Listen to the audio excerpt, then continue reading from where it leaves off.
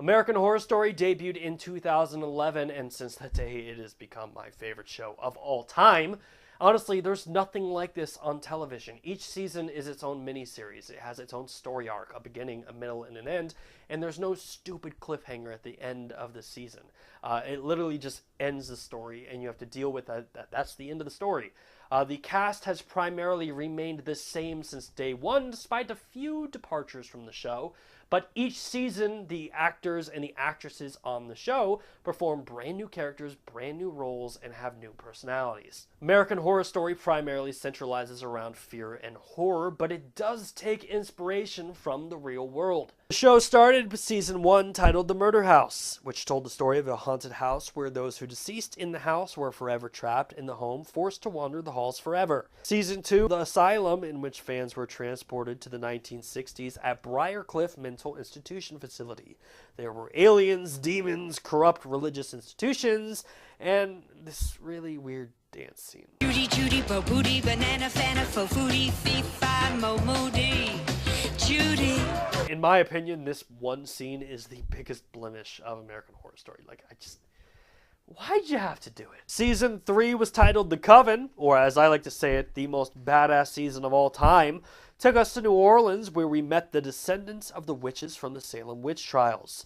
We found out that the witches from the Salem witch trials founded an all-girl boarding school to protect individuals with unique bloodlines. Season featured New Orleans local voodoo queen Marie Laveau and the murderess Delphine Lalaurie. Season 4 was the freak show, in which American Horror Story took us to Jupiter, Florida, where a failing freak show was being led by Elsa Mars, who is struggling to accept her failing career in entertainment. The freak show had everything that you could possibly want: a bearded woman, conjoined twins, a three-breasted woman, and an insane murdering clown named Twisty. Season 5 went gaga in Hotel.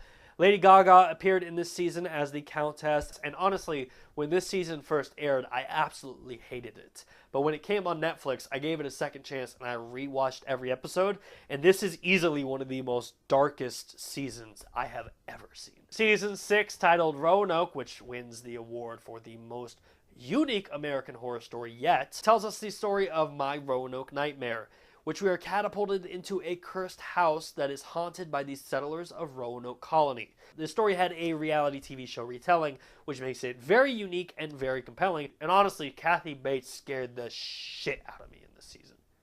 Don't mess with the butcher. Back in 2014, American Horror Story creator Ryan Murphy revealed a bombshell during his interview with Entertainment Weekly when he announced that every single season is connected. In the interview, Ryan Murphy said they're all connected.